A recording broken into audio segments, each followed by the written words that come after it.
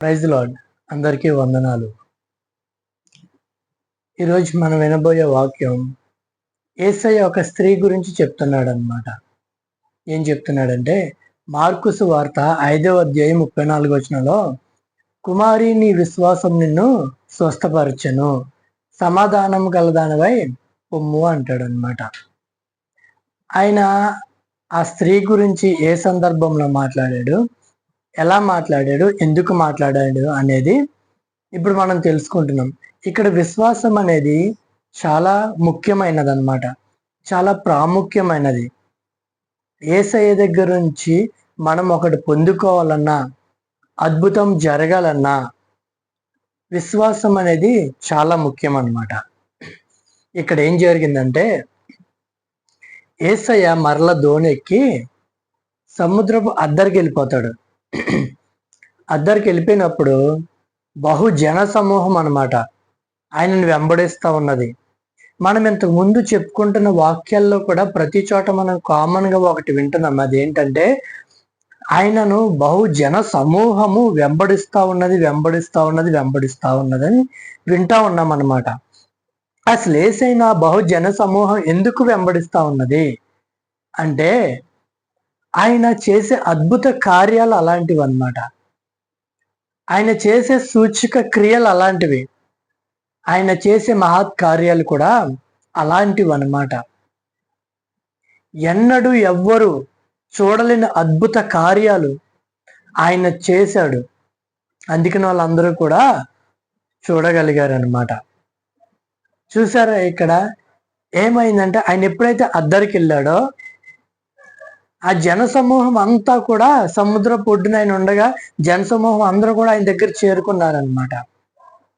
ఇంకా ఈయన ఏం అద్భుతాలు చేయబోతున్నాడో, ఈయన వలన మాకు రక్షణ కలుగుతున్నది, ఈయన వల్ల మాకు స్వస్థత కలుగుతుంది, ఈయన వల్ల మా జీవితాల్లో అద్భుతాలు జరుగుతున్నాయి, చీకటిలో ఉన్న మమ్మల్ని వెలుగులోనికి తీసుకొస్తా ఉన్నాడు.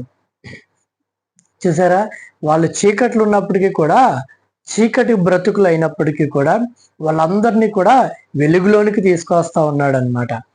అందుకని జన సమూహం అంతా కూడా ఆయనను వెంబడించడానికి వస్తా ఉన్నారు. ఆయనను వెంబడిస్తూ ఏం చేశారంటే, వెంబడిస్తూ ఉన్నప్పుడు సముద్ర ఒడ్డున ఉన్నప్పుడు ఆ సమాజపు మందిరపు యొక్క అధికారులు ఉంటారన్నమాట. అక్కడ ఆ అధికారులు యాయూర్ అనే ఒక వ్యక్తి, ఆయన కూడా ఒక అధికారే. ఆయన వచ్చి యేసయ్య పాదాల మీద పడిపోతాడు అనమాట. పాదాల మీద పడిపోయి, యేసయ్య ప్రభువా, నా చిన్న కుమార్తెకి చావనై ఉన్నది, అంటే నా చిన్న కుమార్తెకి హెల్త్ బాగాలేదు, ఆరోగ్యం బాగాలేదు, చాలా చనిపోవడానికి చాలా దగ్గర స్థితిలో ఉన్నది. అందుకని నువ్వు ఒకసారి వచ్చి నీ చేతులు ఉంచితే నా కుమార్తె బాగుపడుతుంది, బ్రతుకుతుంది, ఒక్కసారి రాయేసయ్యా ప్లీజ్ ప్రభువా అన్నట్టు బ్రతిమలాడుకుంటా ఉన్నాడు అనమాట. చూసారా, ఆయనకి అర్థమైంది అక్కడ ఎవ్వరూ చేయలేరు, నా కుమార్తె ఏమో చనిపోయే స్థితిలో ఉంది, ఇక్కడ బ్రతికించే వాళ్ళు ఎవరైనా ఉన్నారంటే ఆయన మాత్రమే అని ఆయన తెలుసుకొని, ఒక్కసారి రండి ప్రభు, నీ చేతులు ఉంచండి నా కుమార్తె మీద, అంతే చాలు, నా కుమార్తె బాగుపడి బ్రతుకుతుంది అని బ్రతిమలాడుకుంటే, సరే అని ఆయనతో పాటు వెళ్తా ఉంటాడనమాట. ఈయనతో పాటు వెళ్తా ఉంటుంటే ఇక్కడ మరొక సందర్భం, మరొక కార్యం జరిగింది. ఇక్కడ వెళ్ళిపోతూ ఉంటుంటే ఆయన మీద ఇంకా కూడా జన సమూహం అంతా కూడా ఆయన మీద పడిపోతా ఉన్నారనమాట. చూడండి, ఆయన వెంబడించడమే కాకుండా ఈ జన సమూహం ఎవరైతే ఉన్నారో యేసయ్య మీద పడిపోతా ఉన్నారు.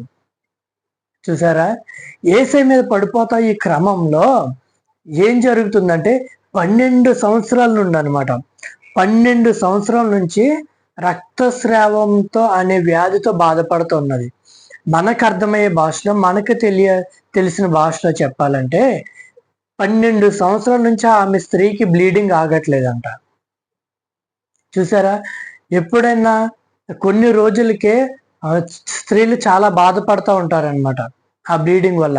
కానీ ఈమెకి 12 సంవత్సరాల నుంచి ఆ బ్లీడింగ్ ఆగట్లేదు, రక్తస్రావం అనేది కట్టుబడట్లేదు అనమాట, బ్లీడింగ్ అవుతూనే ఉన్నది.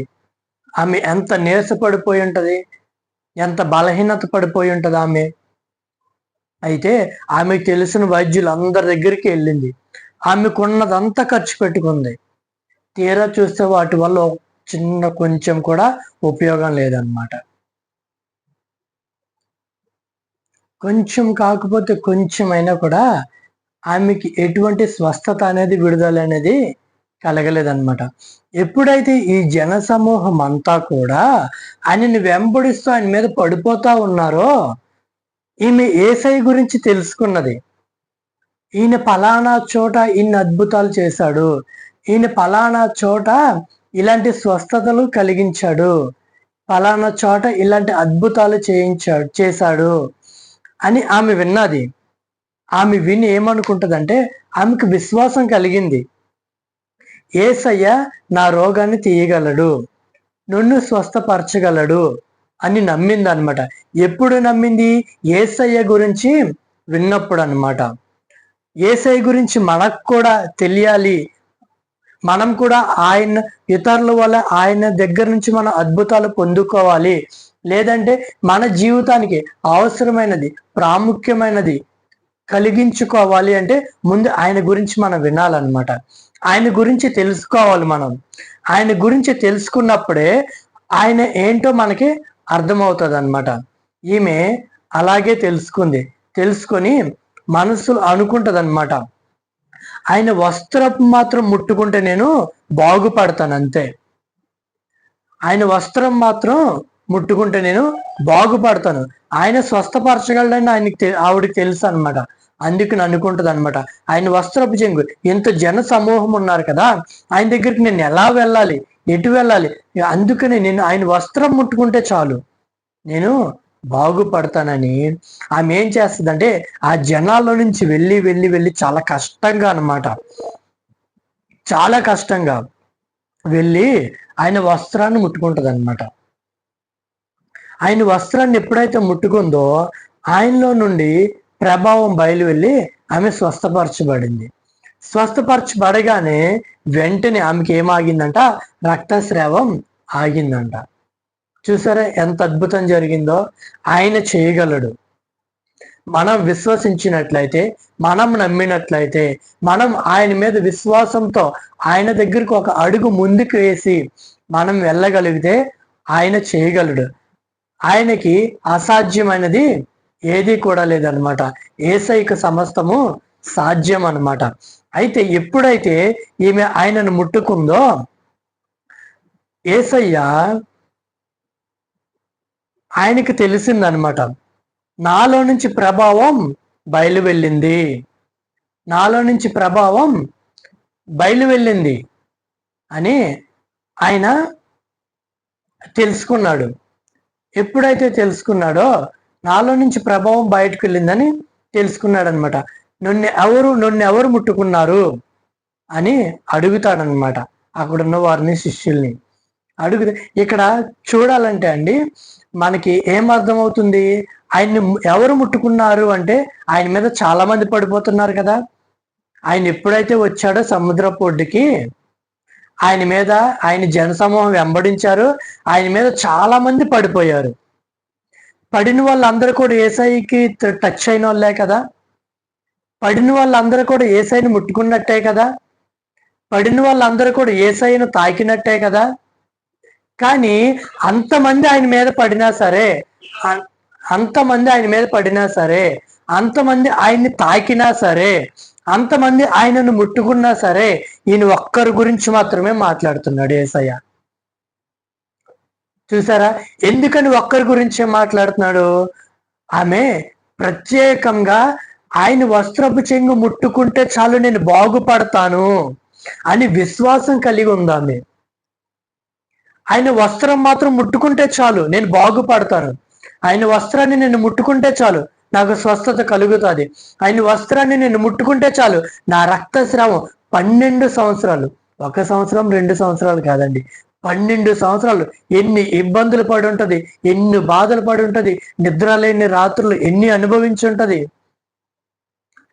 కన్నీరు కార్చకుండా లేని రాత్రులు ఎన్ని ఉండి ఉంటాయో ఆమెకు. చూసారా? కానీ ఒక్క విశ్వాసముతో ఆమె 12 సంవత్సరాల వేదన, 12 సంవత్సరాల కష్టము, 12 సంవత్సరాల బాధ ఒక్క క్షణంలో పోయింది. చూసారా? యేసయ్య ఎంత గొప్ప అద్భుతాన్ని చేశాడో. ఆయన అందుకనే అక్కడ ఆయన మీద అంతమంది పడినా సరే ఒక్కరి గురించి మాత్రం ఆయన మాట్లాడుతున్నాడు. నన్నెవరు ముట్టుకున్నారు? నన్ను ముట్టుకున్నది ఎవరు? నా వస్త్రాలను ముట్టుకున్నది ఎవరు? నాలో నుంచి ప్రభావం బయలు వెళ్ళింది అంటే ఆమె భయపడుతుంది ఆయన దగ్గరికి రావడానికి. ఆమె వణికిపోతా ఉంటది అనమాట. వణికిపోతా వచ్చి ఆయనకి నమస్కారం చేసి, అయ్యా నేనేనయ్యా ఆ వ్యక్తిని, మీ వస్త్రాలు ముట్టుకున్నది నేనేనయ్యా ఆ వ్యక్తిని అని చెప్తుంది అనమాట. ఎప్పుడైతే ఆ మాట చెప్పిందో ఆయన అంటాడు, నా కుమారి నీ విశ్వాసమే నిన్ను స్వస్థపరచను, సమాధానం కలిగిన దానివై పొమ్ము అంటాడనమాట. చూసారా? ఆయన ఏమన్నాడు అక్కడ? నీ విశ్వాసమే నిన్ను స్వస్థపరచను అని అంటాడనమాట. ఇక్కడ మనకు అర్థం అవ్వాల్సిన విషయం ఏంటి అంటే, మనం కూడా విశ్వాసం కలిగి ఉండాలి. ఆయన చేయగలడు, ఆయన మాత్రమే నాకు మార్గము. ఇన్ని సంవత్సరాల నుంచి ఇంత బాధపడుతున్నామే, అలాగే మీలో కూడా ఎంతో మందికి ఎన్నో సంవత్సరాల నుంచి ఎన్నో బాధలు ఉండే ఉంటాయి. ఎన్నో శ్రమల్లో మీరు మునిగిపోయే ఉండుంటారు, ఎన్నో బాధల్లో మీరు మునిగిపోయి ఉండే ఉంటారు. కానీ మనం ఆయన చేసిన కార్యాలను చూసి ఆయన చేయగలడు, ఆయన చేయగలడు అని విశ్వాసం మనం కలిగి ఉంటే గనక, ఆ 12 సంవత్సరాల రక్తస్రావం కలిగిన స్త్రీ ఎలా అయితే స్వస్థత పొందిందో, ఎలా అయితే ఆమె దుఃఖం అంతా కూడా సంతోషంగా మారిపోయింది. చూసారా? యేసయ్య దగ్గర కష్టపడి వచ్చింది. ఆయన దగ్గరికి వెళ్ళడానికి కూడా ఆమెకు త్రోవ లేదు, ఖాళీ స్థలం లేదు అక్కడ వెళ్ళడానికి. కానీ ఆమె విశ్వాసముతో జనాల్లో నెట్టుకుంటూ గెంటుకుంటూ ఏదో ఒక విధంగా ఆయన బట్టలు నేను ముట్టుకోవాలి, ఏదో ఒక విధమైన చేతనైనా సరే ఆమె వస్త్రాన్ని ఆయన వస్త్రాన్ని నేను తాకాలి, ఆయన వస్త్రాన్ని నేను ముట్టుకుంటే చాలు నాకు స్వస్థత కలుగుతుంది. ఒక్కడే నమ్మింది అంతే. చాలా మంది ఉన్నారు చుట్టుపక్కల, అయినా సరే గెంటుకుంటూ వెళ్ళి ఆమెకు కావాల్సింది పొందుకొని తిరిగి వచ్చింది అనమాట. ఈరోజు ఈ మాటలు వింటున్న మన జీవితాలను కూడా యేసయ్య చేయగలడు. నన్ను ఈ స్థితిలో నుంచి నన్ను పైకి లేపగలడు, ఈ ఊబిలో నుంచి నన్ను పైకి లేపగలడు. పాపమని ఊబిలో నువ్వు మునిగిపోయావా? పైకి రావాలని ఎంత కష్టపడుతున్నా, ఎంత ప్రయత్నిస్తున్నా రాలేకపోతున్నావా? చీకటిలో ఉండిపోయి అదే చీకటి బ్రతుకులో, చీకటి ఆలోచనలతో, అదే పాపపు బ్రతుకులు ఉండిపోయి నేను బయటికి రావాలనుకుంటున్నాను కానీ రాలేకపోతున్నాను అని అదే స్థితిలో ఉండిపోతున్నావా? యేసయ్య మీద విశ్వాసంతో ఒక అడుగు ముందుకి. విడిపించడానికి ఆయన శక్తిమంతుడు, విడిపించడానికి ఆయన సమర్థుడు. ఎందుకంటే నిన్ను స్వస్థపరచు యెహోవా ఆయనే. నీకు స్వస్థత, ఆయన గాయముల ద్వారా నీకు స్వస్థత కలిగింది, ఆయన పడిన గాయముల ద్వారా నీకు స్వస్థత కలిగింది. అదే విశ్వాసంతో మనం యేసయ్య దగ్గరికి వస్తే మీ అందరికీ కూడా మీరు ఉన్న స్థితిలో అది స్వస్థత కావచ్చు, ఆర్థిక ఇబ్బందులు కావచ్చు, చీకట్లో ఉండిపోవచ్చు, మీరు ఆ ఆర్థికంలో నుంచి బయటికి లాగుతాడు, ఆ ఊబిలో నుంచి బయటికి లాగుతాడు దేవుడు, ఆ చీకటిలో నుంచి వెలుగులోనికి తీసుకెళ్ళగల సమర్థుడు ఆయన. ఆయనే లోకానికి వెలుగై ఉన్నాడు. చూసారా? మరి అదే విధంగా మీరు కూడా అటువంటి అద్భుతాన్ని పొందుకోవాలని, విశ్వాసం కలిగి జీవించాలని మిమ్మల్ని అందరినీ కూడా యేసు నామంలో దీవిస్తూ దేవుడు మిమ్మల్ని అందరినీ కూడా దీవించునుగాక. ఆమేన్.